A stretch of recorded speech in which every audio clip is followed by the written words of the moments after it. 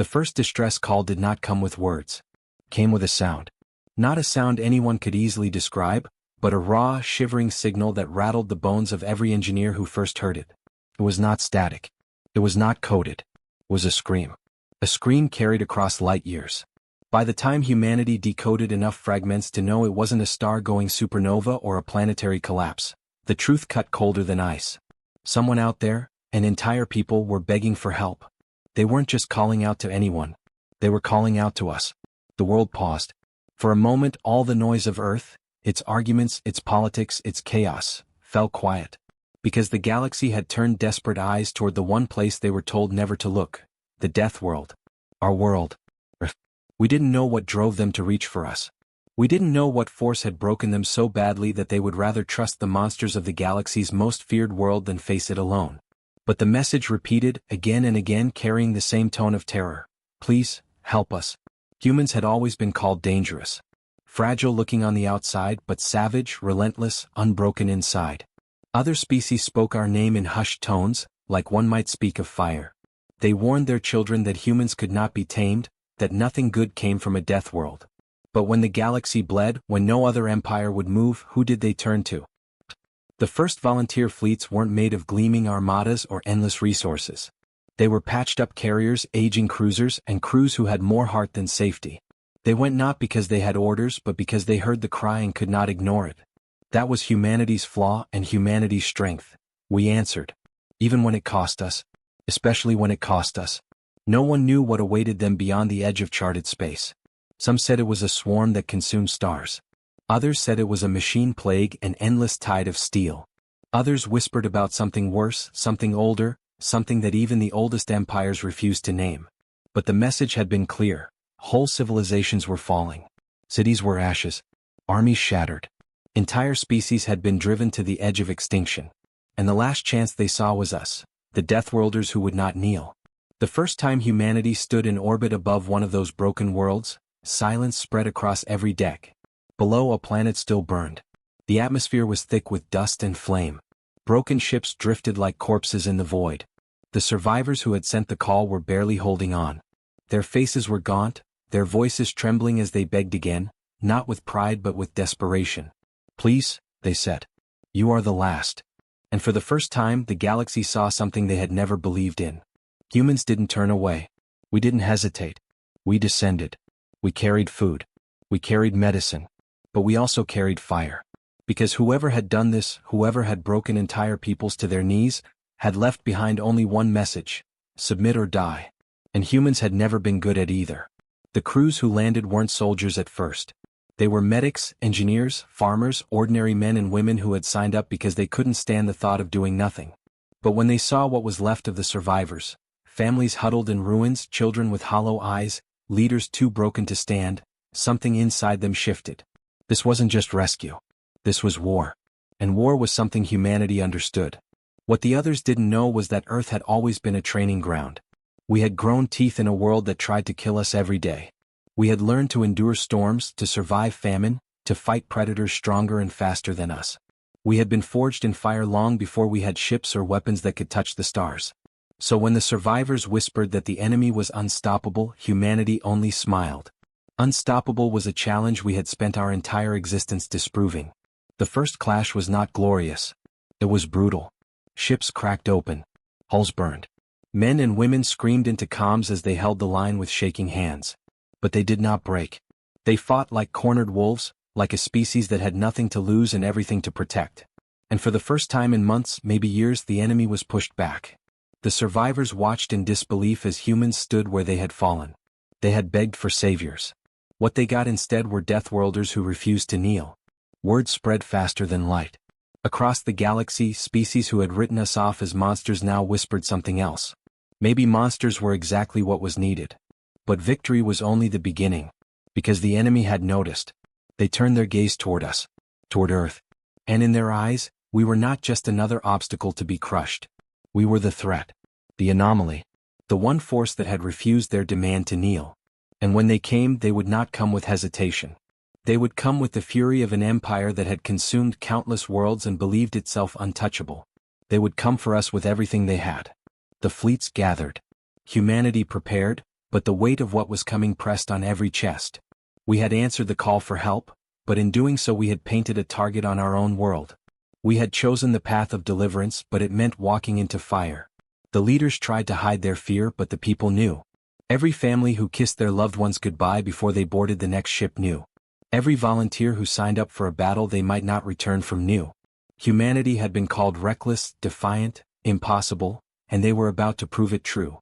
As the stars flickered with the movement of enemy fleets, and the survivors of 100 worlds looked to us with desperate hope, one truth settled across the human race. We could no longer run. We could no longer ignore the galaxy's cry. This was not just their fight anymore. It was ours.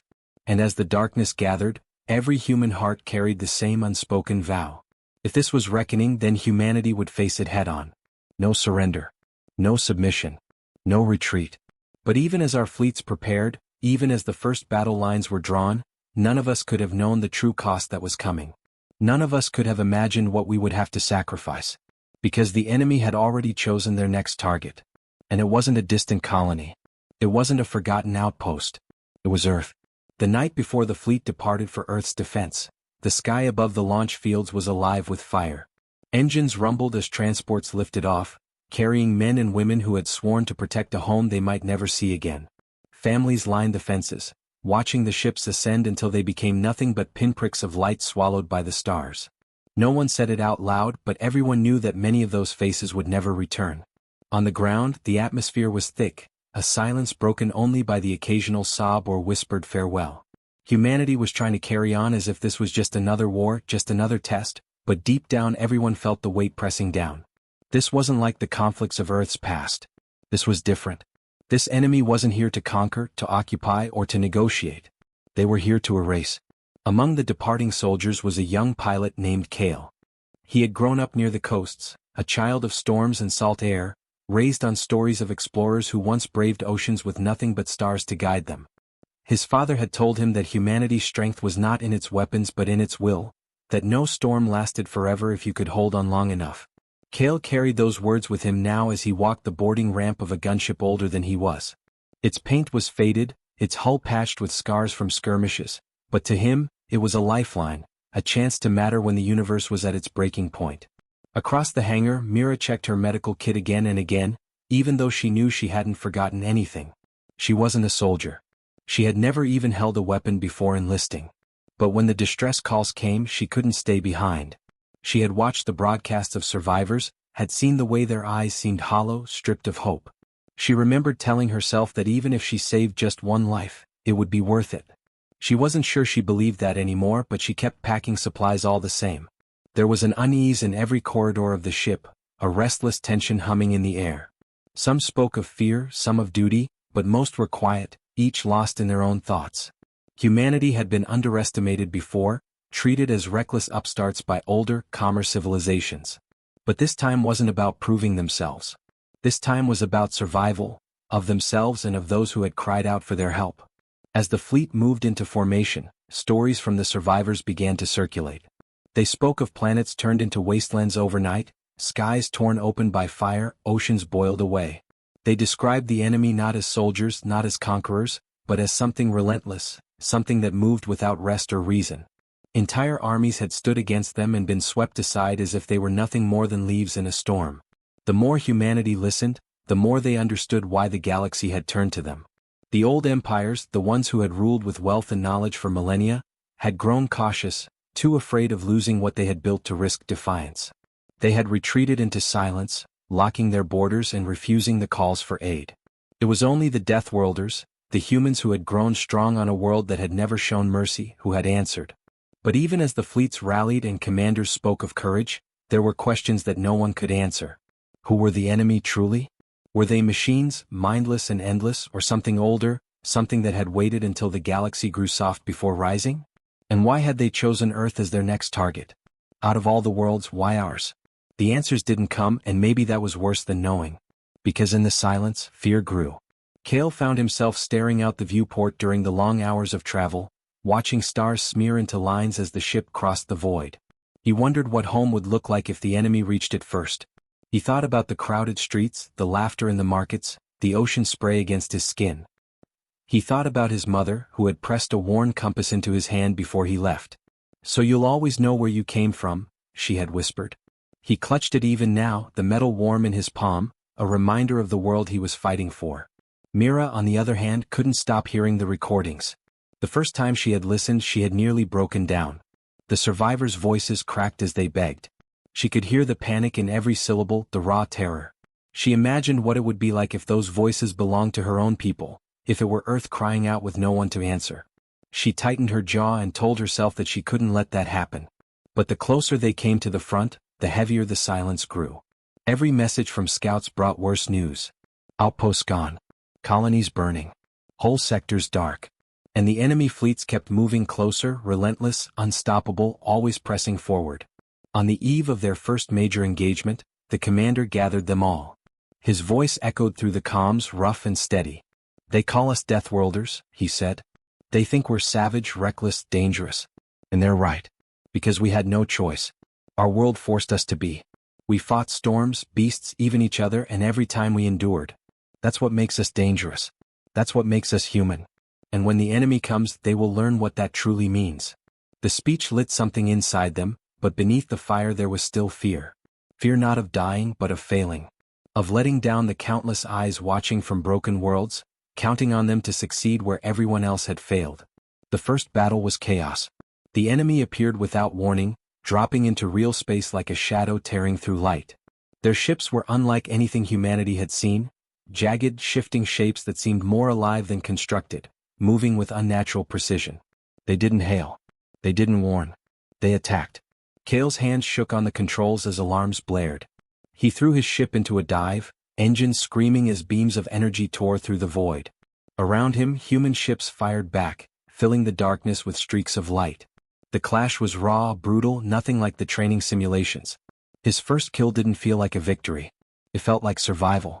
Myra's hands were stained red within the hour. The medbay overflowed, voices crying out as more were carried in on stretchers. She moved without thinking, her mind a blur of bandages, injections, desperate prayers. Every time she lost someone, it tore at her, but she couldn't stop. She couldn't let herself stop. And still the enemy pressed on. It was only by sheer will, by refusing to yield even as ships burned and broke around them, that humanity managed to drive the enemy back. For the first time in months, perhaps years, the advance had been slowed. Humanity had not won, but they had not been erased. That alone was enough to send a tremor of hope across the survivors' scattered worlds. But the cost was heavy. Too many ships didn't return. Too many names would never be spoken again. The survivors cheered humanity as saviors, but the men and women who had fought knew the truth. This was only the beginning. In the aftermath, Kale stood in the hangar, staring at the scorched hull of his ship. His compass was still in his hand, its needle steady. He thought about his father's words again, about storms, about holding on. He wondered if even his father could have imagined a storm like this. Mira sat in the medbay long after the fighting ended, her hands still trembling. She stared at the empty cots, at the quiet, and felt the weight of every face she hadn't been able to save. She told herself she would do better next time. She had to. But as the fleet regrouped and the commanders whispered of the next assault, something darker began to stir. Reports spoke of enemy movements far beyond the front, movements that made no sense, patterns that suggested the battles were only distractions. And in those reports, one word kept appearing. Whispers spread through the ships. Some said the enemy wanted to break the heart of humanity. Others said they wanted to erase the source of defiance before it spread any further. No one knew the truth. But everyone understood what it meant. The war wasn't just coming to the stars. It was coming home. And as the fleet turned, as the stars bent and shifted, every human knew the reckoning was only beginning. Because the real battle had yet to come. The fleet moved like a wall of steel and fire through the dark, every ship carrying the weight of home on its shoulders. Earth was no longer just a world behind them, it was the prize the enemy wanted most. Every pilot, every medic, every volunteer knew that the next clash could decide everything. The silence before battle was heavier than any roar of engines. It pressed down in the corridors, in the mess halls, even in the medbays. No one said the word, but all of them felt it, reckoning. Kale sat strapped into his cockpit, the compass his mother had given him dangling from the console, swaying with each vibration. He stared at it as though it might point him somewhere safer, somewhere that wasn't about to be swallowed in fire. His squadron floated in formation, Engines humming, the void outside empty for now. But they knew. Everyone knew. The enemy was coming. Mira stood in the med bay, her hands folded together to stop the tremor she couldn't control. The beds were already prepared, medical kits stacked high, lights harsh and white. She could almost see the blood that would soon cover the floor. She tried to steady her breathing, whispering to herself that she would be ready this time. She would not falter. But deep down, she feared that no one could ever be ready for what was about to arrive. The commanders had gone quiet. Orders were short, clipped, delivered with the efficiency of people who knew time was running out. Humanity had slowed the enemy once, but that victory had been a spark in the dark, not a fire. The enemy was relentless, patient, and now they were hunting Earth itself. Every surviving world had sent warnings. They described a pattern: worlds cut down not for conquest but to draw something out. The survivors were convinced of it now. Earth was not simply another target. It was the heart of resistance. Break the heart and the body would die. The first signs came with a shiver across the sensors. Static crawled across every screen. Then shadows rippled at the edge of the system. Dozens at first. Then hundreds. The enemy fleet arrived like a storm breaking open the void. Their ships moved with that same unnatural precision, like predators circling, no hesitation, no fear. Kale's breath caught in his throat as the warning lights flared. His squadron leader's voice crackled in his ear, calm but tight. Stay sharp. They're not here to scare us. They're here to end us. The human fleet spread into formation, weapons primed, shields raised. The silence before the clash was unbearable. Every heartbeat seemed to echo like thunder. Mira gripped the edge of a cot, knuckles white, as the medbay lights flickered under the surge of power rerouted to the weapons. She could feel it in her bones. The storm was about to break. And then it did. The void exploded into chaos. Enemy ships surged forward like a tide, beams of energy lancing through the darkness, tearing into hulls. Human cannons answered, filling space with streaks of fire. The clash was deafening, violent, like two oceans colliding. Kale's hands flew across the controls, his ship diving and rolling as fire burned past him. His squadron scattered, weaving through the storm, answering with their own fury.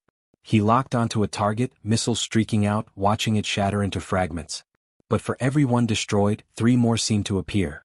In the medbay, Myra's world became a blur of red and screams. The first wounded arrived within minutes, dragged in by their comrades. Plasma burns, shrapnel wounds, blood pumping between her fingers as she tried to hold lives together with shaking hands. She shouted for more bandages, more morphine, but the supplies could never keep up. The battle outside was feeding her a storm of broken bodies, and she was drowning in it. The commanders barked orders, their voices hard, but even through the comms the strain was clear. The human fleet was holding but barely. Every ship that fell was one less shield between Earth and annihilation. Every casualty was another reminder of how thin their line had become. Kale's breathing grew ragged as he twisted through the battle, the compass still swinging in front of him.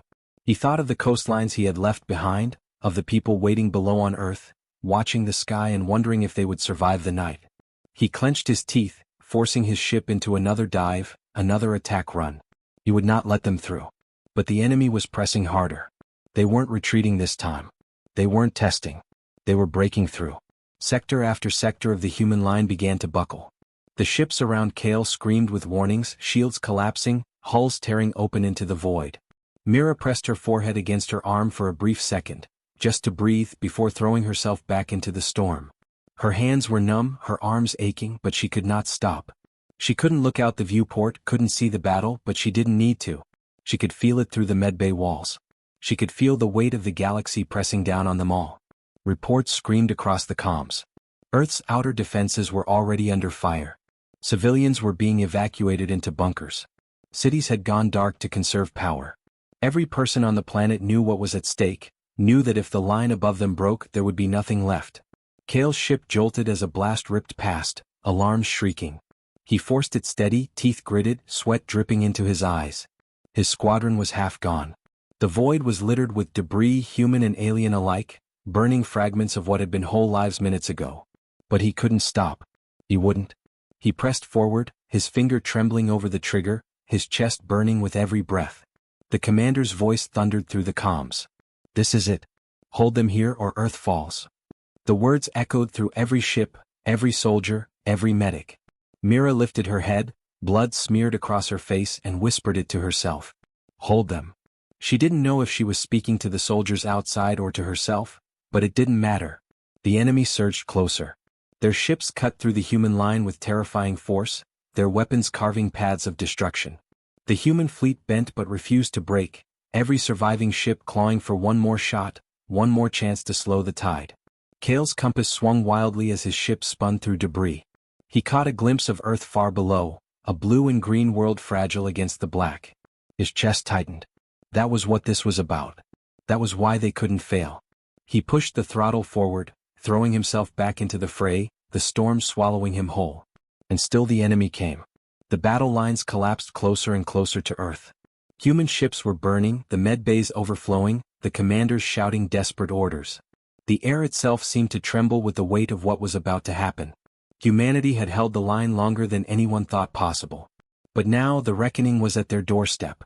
The enemy fleet began to shift, their ships aligning, power building in terrible unison. Sensors screamed warnings. Every human heart froze as the realization spread. They weren't just fighting.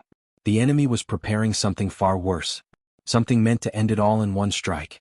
Kale's hands shook as he gripped the controls, eyes wide. Sweat dripping down his neck. Mira dropped her scalpel, staring at the alarms flashing across the medbay wall, the sound cutting through even the screams. The commanders' voices went hoarse as they shouted for shields, for countermeasures, for anything to hold the line.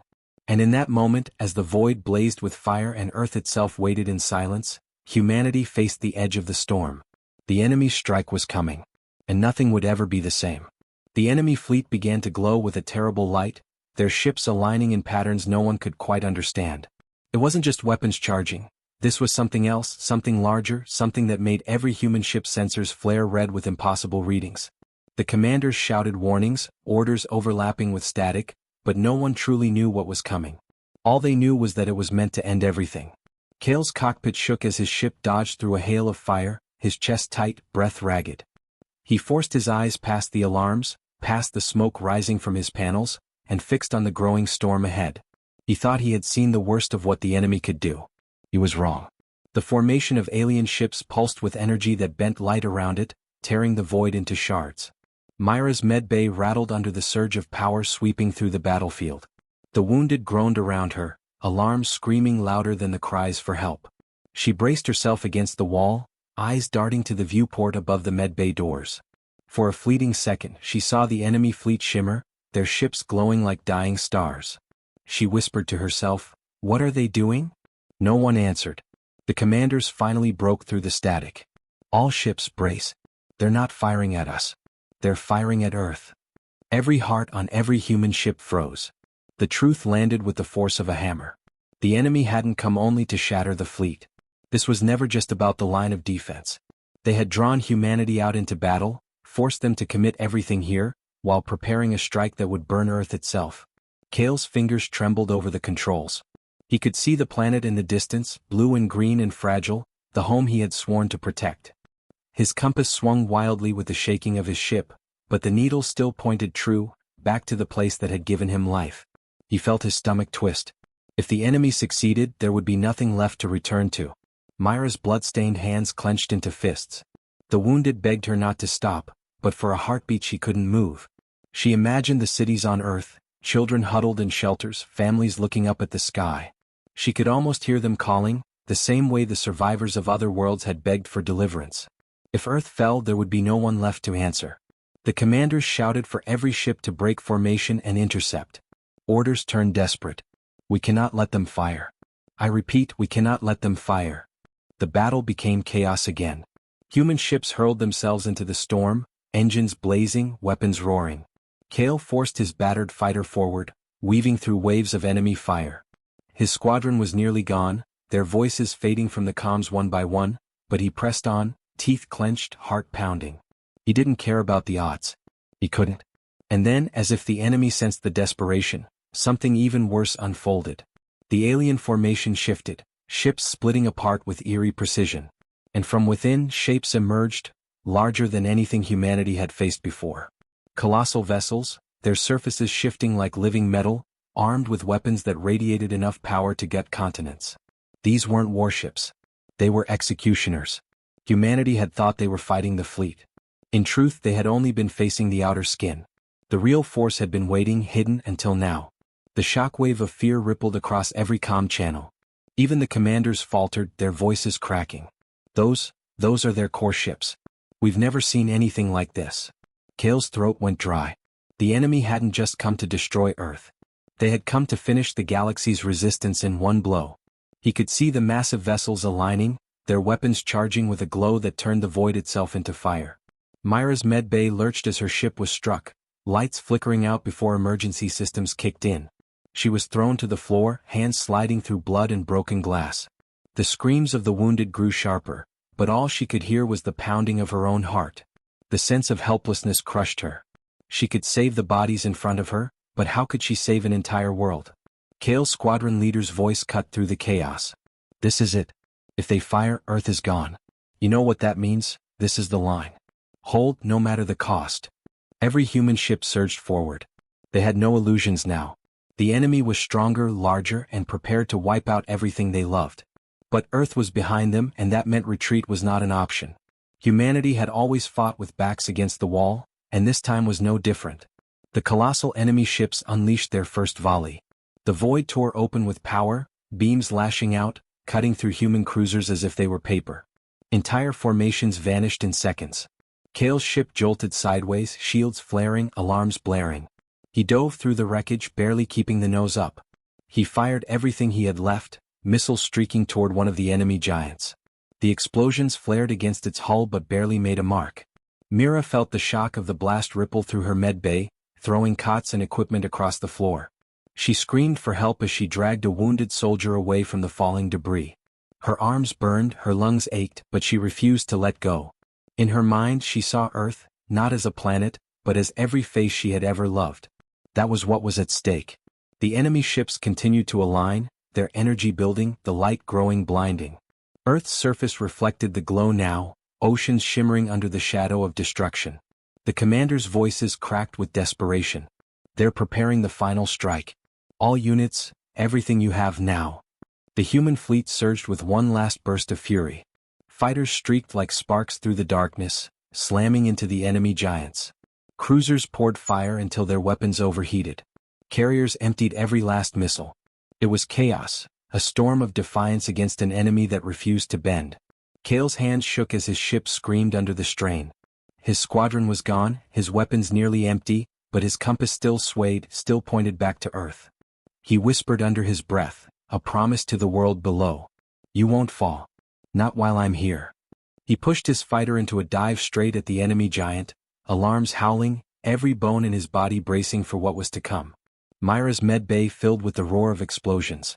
She clutched the hands of the wounded, whispering promises she wasn't sure she could keep. The floor shook, the lights flickered, and still she whispered, "Hold on. Please just hold on." And in the void above Earth, as fire consumed the stars, the enemy's weapons reached the brink. The strike was seconds away. And humanity's reckoning had never been closer.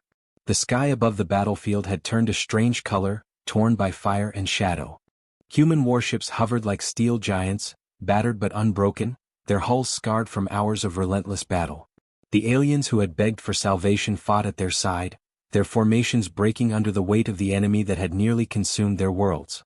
But still, it was the humans who held the line, their weapons burning hot, their resolve burning hotter. Every second felt like a lifetime, every breath dragged through ash and fear, yet they refused to fall back. The enemy, vast and endless, came on with a hunger that seemed beyond reason.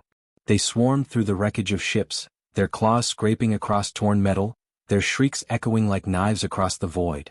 And yet, for all their ferocity, they met something they had never known before. Humanity did not retreat. Humanity did not surrender. Humanity fought as though every wound was a reason to strike harder. On the ground, soldiers pushed forward through ruined cities, streets that had been burned into black glass by orbital fire. Civilians had fled long ago, but echoes of their lives lingered, broken toys scattered in the rubble, torn fabric caught on jagged walls. Each step was a reminder of what was at stake, of what would be lost if they faltered. The aliens who had begged for help struggled beside them, their eyes wide at the sight of humans charging headfirst into terror, not away from it. They had asked for warriors, and what they received were Deathworlders who treated battle not as survival but as destiny. The turning point came when the enemy revealed their true weapon. The battlefield shook as a colossal shape descended, blotting out the fractured stars above. It was not a single beast but a living fortress, its hide plated with armor, its limbs like towers crashing through smoke. Its arrival brought silence as though the galaxy itself held its breath. Many among the allied ranks faltered then, their courage bending under the weight of something that looked invincible. But humans did not. The sight of the impossible only lit a fire deeper in their veins. Commanders barked orders through broken comms, but much of it was drowned out by the roar of the fortress creature.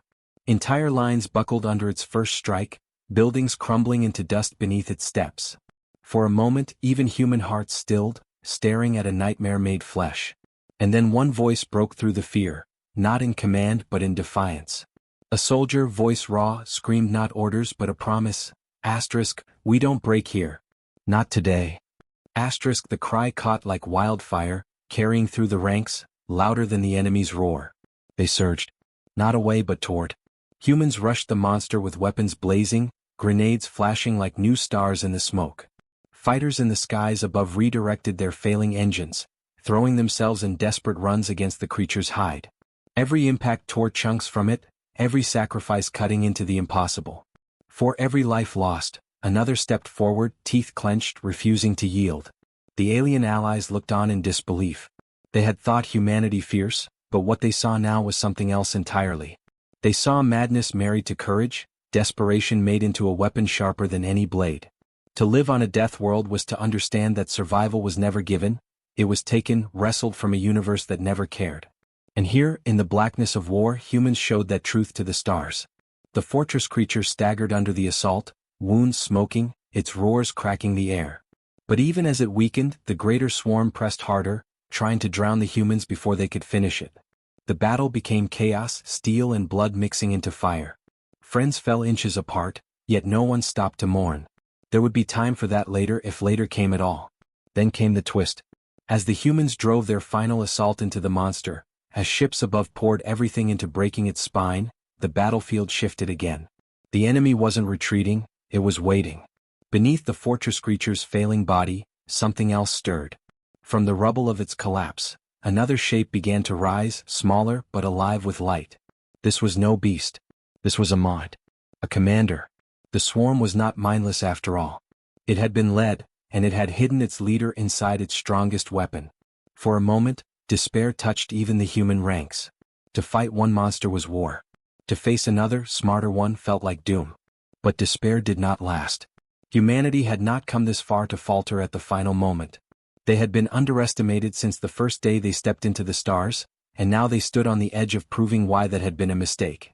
The commander creature unleashed a scream that cracked stone and metal, its energy blasting through what was left of the Allied lines. Ships buckled in orbit, soldiers collapsed to their knees. But then the humans rose again, every wound burning like fuel, every scar another reason to rise. They had carried the weight of Earth's storms, the fury of their death world. They could carry this. The climax came in fire and fury. Warships dove into the atmosphere in suicidal runs, engines tearing apart as they struck the enemy's core. Ground troops pushed into the heart of the battlefield, weapons pressed against the very skin of the commander creature. Explosions ripped through the black sky, fire raining down until it seemed even the stars were burning. And through it all, one truth rang clear: humans were not here to survive. They were here to win. The final strike came not from the strongest, but from the last who stood when all others had fallen. A soldier, nameless among the chaos, carried a weapon torn from the wreckage of a ship. They dragged it through ash, through blood, through the bones of comrades, and they hurled it into the heart of the enemy. The world shook with the force of it.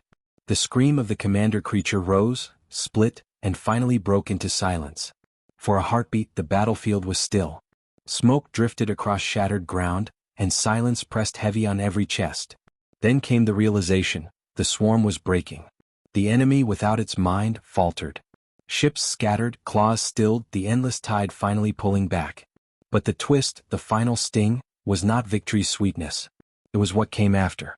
As the enemy fled, as cheers tried to rise through the exhaustion, sensors lit with something no one expected. The battle had been fought not at the edge of destruction, but at the edge of revelation. The swarm had not been alone. The fortress creature, the commander, had only been a fragment of something far greater. Humanity's reckoning was not the war just won, but the war yet to come. And in that moment, as silence gave way to the weight of truth, the galaxy finally understood why Deathworlders could not be broken. Humans would not stop here. They could not. The reckoning had only begun. The smoke had not yet cleared when the battlefield finally fell silent. The commander creature lay in ruin, its massive body still smoldering from the combined fury of humanity's last desperate strike. All around it, the ground was cracked and blackened, as though the very planet itself had absorbed the rage of the war. For a long moment no one moved. Soldiers stood where they were, their weapons trembling in their hands, their bodies swaying on the edge of collapse. The alien allies, eyes wide and uncomprehending, looked upon the humans as though seeing them for the first time. What they had just witnessed defied the logic of survival. It was something else entirely, something that could not be explained away by tactics or luck. And then, slowly, the first sound rose. A broken laugh from a human soldier who had somehow survived. It was weak, half-choked, but it carried through the stillness like a spark through dry grass. Others joined, not with laughter but with weary cries, sobs and shouts of disbelief. Against all odds they were alive. Against all odds they had won this battle. But even in that fleeting taste of victory, shadows lingered. The swarm had retreated, yes, but their flight was not chaos. Their movements had been sharp, ordered. They had not been destroyed, only pulled back. Humanity's leaders knew this truth in their bones. This battle was not the end. It was only a pause. Medics moved quickly among the wreckage, dragging the wounded to makeshift shelters. Ships that could still fly landed in uneven patterns, their hulls sparking from damage. The smell of smoke and burned metal clung to every breath. For every survivor, 10 had fallen. The ground was a graveyard, and yet it was also proof.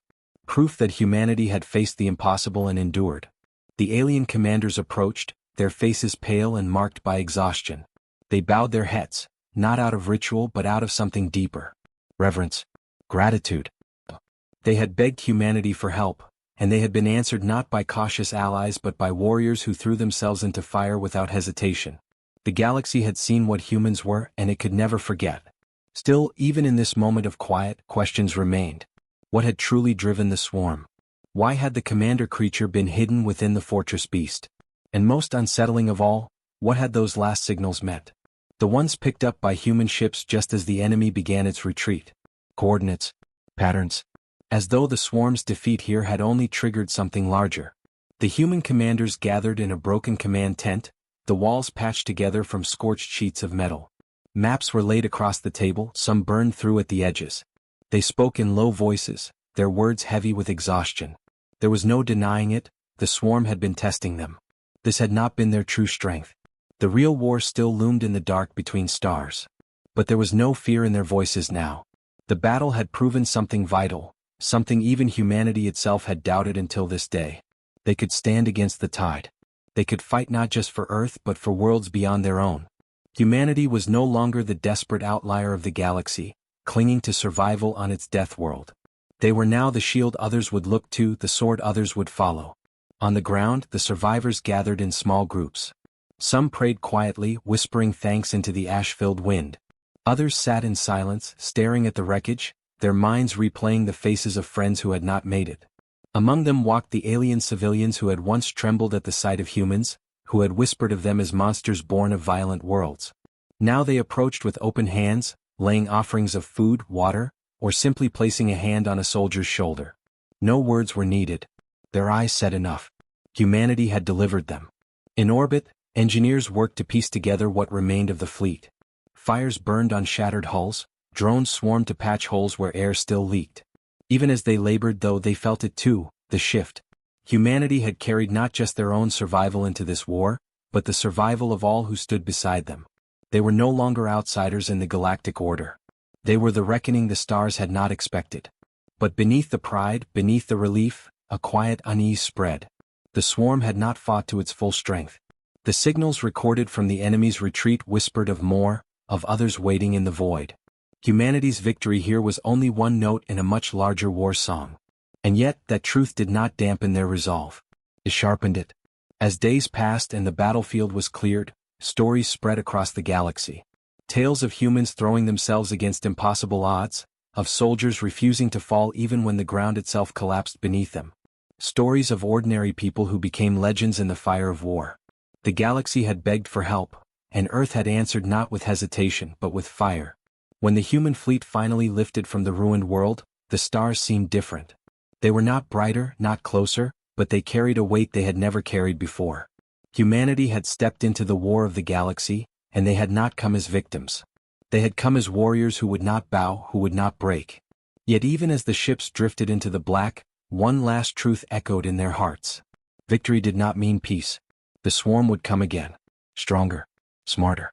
And when they did, humanity would face them once more. But now the galaxy knew the truth that the swarm had already learned in blood. Deathworlders did not kneel. Deathworlders did not run. They would deliver not only themselves but all who called upon them. And when the reckoning came, humanity would be ready. The story ended not with silence, but with the quiet hum of engines carrying them onward.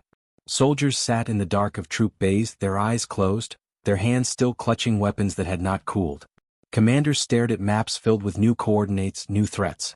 And the stars outside seemed to whisper the same promise that lived in every human heart. This was not the end.